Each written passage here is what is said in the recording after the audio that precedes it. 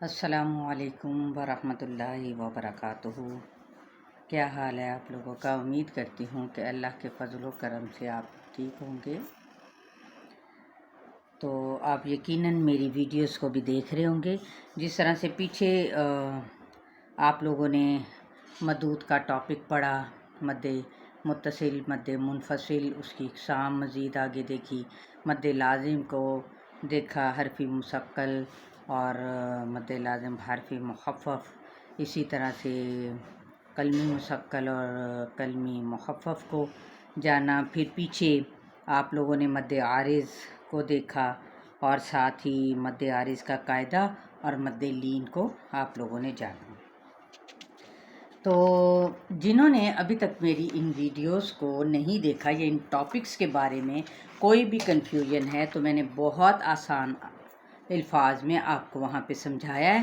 تو آپ میرے اس جو میرا لنک ہے تو آپ اس کو سرچ کریں اور اسے وہاں پر دیکھ سکتے ہیں، ٹھیک ہے۔ اس ٹاپک آپ کو لکھنا پڑے گا۔ دعا کے ساتھ آغاز کرتی ہوں، یعنی اپنے اگلے ٹاپک کی جانب بڑھتے ہیں۔ رب اشرح لی صدری ویسر لی امری واحلل عقدۃ من لسانی یفقہوا قولی۔ آج کا جو ہمارا ٹاپک ہے وہ ہے غنہ، ٹھیک ہے۔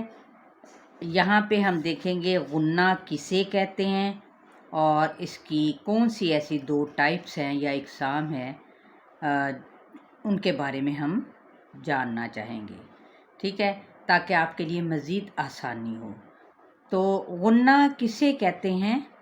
غنہ دراصل کیسے کیا جاتا ہے، یا پھر آپ کو اس سلسلے میں یہ جو میں ویڈیو بنا رہی ہوں آپ کو مکمل دیکھنا پڑے گا، کیونکہ غنہ کے لغوی معنی ہوتا ہے یعنی ٹھہرانا، ناک میں آواز کو ٹھہرانا یا پھر بنبناہٹ، ٹھیک ہے۔ اور اس کا اصطلاحی معنی ہوتا ہے ناک کے بانسے سے آواز نکالنا۔ بانسا کیا ہوتا ہے؟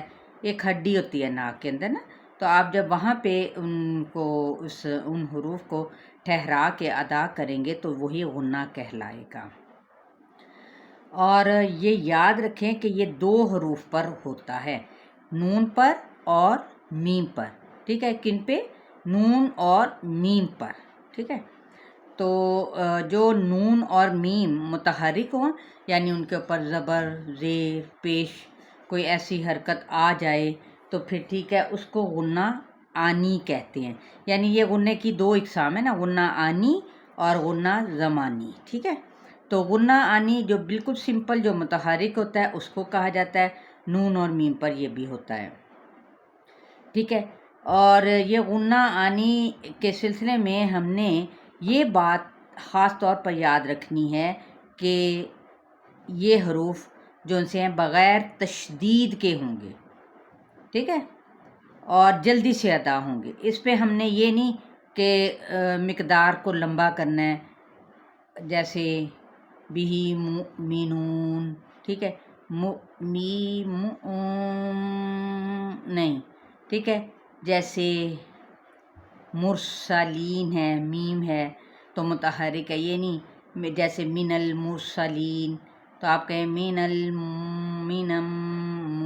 من اس طرح کی ساؤنڈ نکالنی، تو یہ غلط ہوگا، ٹھیک ہے۔ ایک اور مثال جیسے بیما تعیدنا، بیما، اب آپ کہیں اس کو بیما تو یہ متحرک کے بجائے اس کو آپ تشدید کے ساتھ ادا کریں تو یہ غلط ہوگا، ٹھیک ہے۔ اس کی مقدار کوئی نہیں ہے کہ غنہ زمانی ہے، اس کی مقدار بھی ایک الف یا پھر دو حرکت کے برابر ہوتی ہے۔ اور یہ یاد رکھنا ہے غنہ زمانی نون مشدد اور میم مشدد پر ہی ہوں گے، ٹھیک ہے۔ یہاں پر غنہ کی آواز جو سی ہے وہ ناک کے بانسے سے ہی ادا ہوگی، یعنی زبان کا کنارہ تالو کے ساتھ نون اور میم کو، نون کو خصوصاً جو ہم پڑھتے جیسے ان، زبان اوپر تالو کے ساتھ چپک کے ہی اس کا غنے کی ادائیگی کرے گی، ٹھیک ہے۔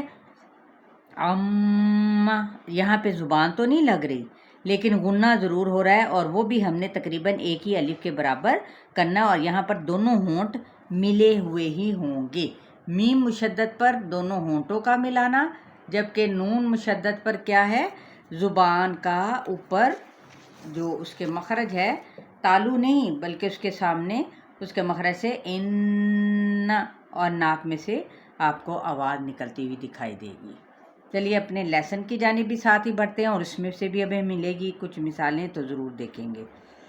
پارہ نمبر 8 سورہ الاعراف، آیت نمبر ہے 79 سے۔ اعوذ باللہ من الشیطان الرجیم، بسم اللہ الرحمن الرحیم، وَتَوَلَّى عَنْهُمْ وَقَالَ يَا قَوْمِ۔ اب یہاں پہ نون کیا ہے، ساکن ہے، عنہم، اب یہاں پہ ہم نے آواز ناک سے نہیں نکالنی۔ لَقَدْ أَبْلَغْتُكُمْ رِسَالَةَ رَبِّي وَنَصَحْتُ لَكُمْ وَلَكِنْ لَا تُحِبُّونَ النَّاصِحِينَ۔ اب یہاں پہ یہ دیکھیں، یہ نون مشدد ہے نا، تو ہم نے کیسے ادا کیا، تحبون نن، یہ دیکھیں ناک میں کیا وائبریشن ہو رہی ہے، ہلکی سی جنبش جس کو کہتے ہیں۔ تو یہی ہے ناک میں آواز کو تھوڑی دیر ٹھہرانا، کتنی حرکت، 2 حرکت کے قریب اس کو ٹھہراتے ہوئے آگے جانا ہے۔ تحبون الناصحین۔ وَلُوطًا إِذْ قَالَ لِقَوْمِهِ أَتَأْتُونَ الْفَاحِشَةَ مَا سَبَقَكُمْ بِهَا مِنْ أَحَدٍ مِّنَ الْعَالَمِينَ۔ اب دیکھیں یہ بھی میم مشدد ہے، جبکہ یہاں پہ میم کون سا ہے، متحرک ہے، تو یہاں پہ ہم نے من العالمین بس اسی طرح سے سمپل ادا کریں گے۔ یہ غنہ آنی ہو گیا اور یہ غنہ کون سا ہو گیا، زمانی ہو گیا، جو مشدد کے ساتھ ہے۔ انکم لتأتون الرجال شہوة من دون النساء بل انتم قوم مسرفون۔ اب یہاں پہ بھی کیا، شہوتم، یہ میم متحرک ہے اور یہ نون دیکھیں ساکن کے ساتھ ہے، من دونی، ٹھیک ہے۔ اب یہاں پہ بھی نون مشدد ہے تو یہاں پر ٹھہرتے ہوئے جائیں گے، ٹھیک ہے۔ وہ تو اخفاء کا قاعدہ ہے نا، وہ انشاءاللہ تعالی ہم آگے چل کے سیکھیں گے۔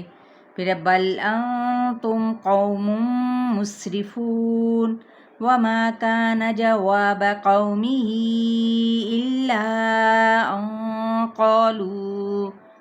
قالوا اخرجوهم من قريتكم انهم اناس يتطهرون فانجيناه وأهله إلا امرأته كانت من الغابرين وأمطرنا عليهم مطرا فانظر كيف كان عاقبة المجرمين۔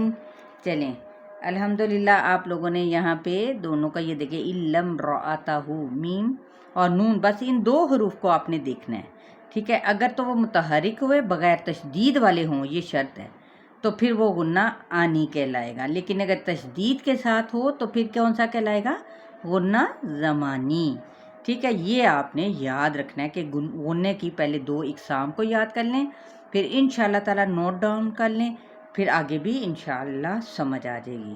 چلیں جی، ہمارا لیسن یہاں پر 84 تک کمپلیٹ ہوا۔ اپنا بہت سارا خیال رکھیے گا، اور ایک دوسرے کو دینے میں، یعنی شیئر کرنا جس کو کہتے ہیں، دینا ہی ہوتا ہے نا کسی کو، تو دینے میں کنجوسی نہیں کرنی، بخل نہیں کرنا، ٹھیک ہے۔ السلام علیکم ورحمۃ اللہ وبرکاتہ۔